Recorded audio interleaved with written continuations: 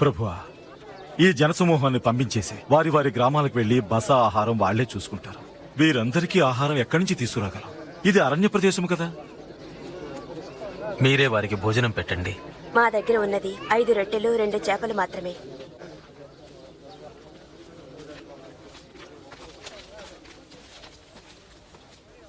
మహోన్నతుడవైన మా దేవా, సర్వ సృష్టికర్త, భూమి నుండి ఆహారాన్నందించే దేవా, నీకే స్తుతులు.